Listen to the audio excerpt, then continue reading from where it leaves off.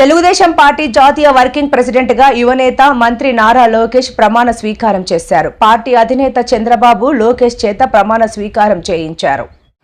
లోకేష్ తో పాటు polit bureau, జాతీయ, రాష్ట్ర కమిటీలతో కూడా చంద్రబాబు ప్రమాణం చేయించారు. మంగళగిరిలోని టీడీపీ కేంద్ర కార్యాలయం వేదికగా ఈ కార్యక్రమం జరిగింది.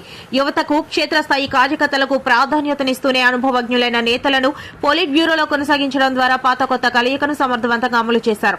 గతంలో ఎన్నడూ లేని విధంగా మండల, క్లస్టర్ స్థాయి నేతలకు కూడా పోలిట్ బ్యూరోలో చోటు కల్పించడం ద్వారా సాధారణ కార్యకర్త కూడా ఉన్నత స్థాయికి ఎదగగలడనే బలమైన సంకేతాన్ని పార్టీ పంపింది. ఇకపై ప్రభుత్వంలోనూ పార్టీలోనూ లోకేష్ పాత్ర ఇప్పుడు మరింత కీలకం కాబోతోంది.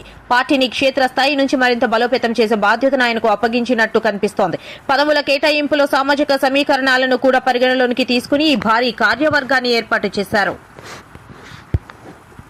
అందరూ కూడా గుండె మీద చేయబెట్టుకొని ప్రమాణం చేయాలి. ఆత్మసాక్షిగా తెలుగుదేశం పార్టీ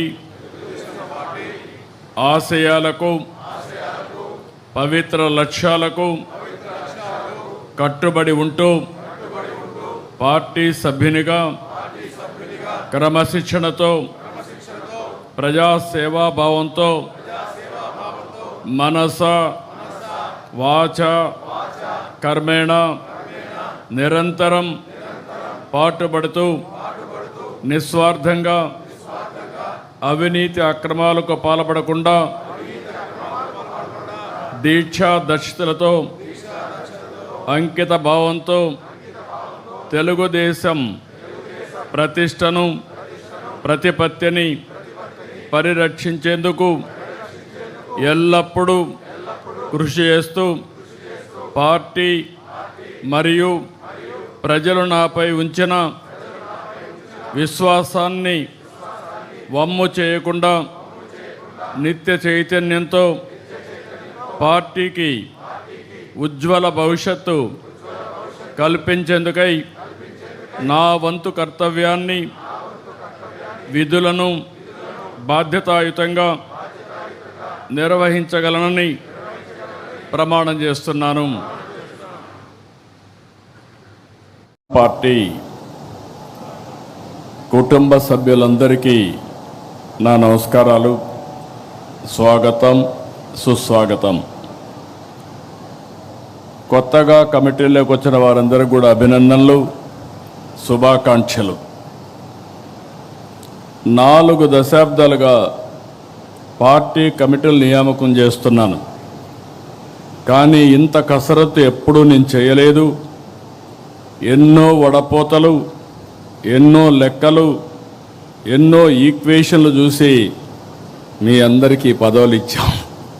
ఈ విషయం మీరందరూ గుర్తుపెట్టుకోవాల్సిన అవసరం ఉంది. సీనియర్ని గౌరవిస్తూ, కొత్త వారికి అవకాశాలు ఇస్తూ, కష్టపడిన వారికి చోటిస్తూ కమిటీలు ఏర్పాటు చేయడం జరిగింది.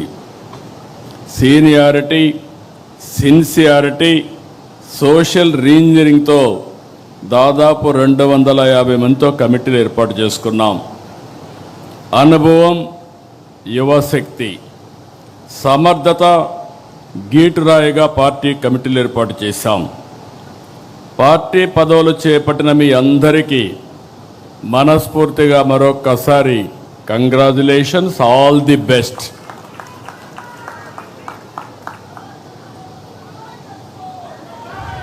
కొత్త టీంతో పార్టీకి కొత్త ఎనర్జీ రావాలి, కొత్త దిశ రావాలి. కార్యకర్తే అధినేత అనేది కేవలం స్లోగన్ కాదు, ఇది మన సిద్ధాంతం. ఆచరణలో చేసి చూపించాం.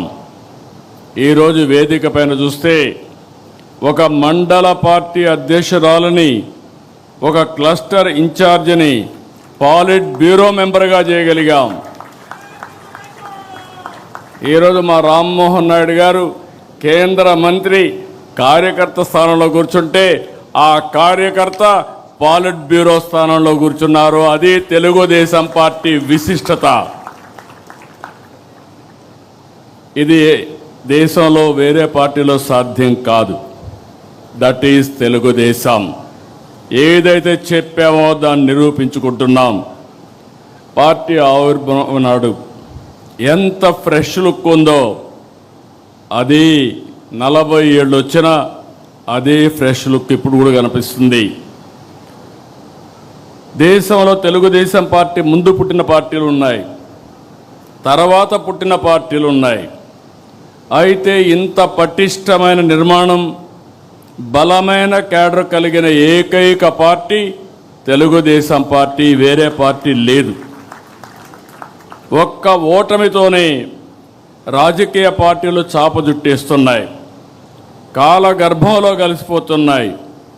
కానీ గెలిచినా ఓడినా ఎప్పుడూ సగర్వంగా ఎగిరే జెండా మన పసుపు జెండా. 44 ఏళ్లలో అనేక సంక్షోభాలు, సవాళ్లను చూశాం. కానీ మన పసుపు జెండా పౌరుషం మాత్రం ఎప్పుడూ తగ్గలేదు, ఎప్పుడు ఎవ్వరూ తగ్గించలేరు. తెలుగుదేశం పార్టీ కార్యకర్తలు ఎప్పుడూ మీసం మెలేసే నిలబడతాడు తప్ప ఎవ్వడికి భయపడడు, తల వంచడు. 4 దశాబ్దాల మన ప్రస్థానం అద్భుతంగా సాగింది.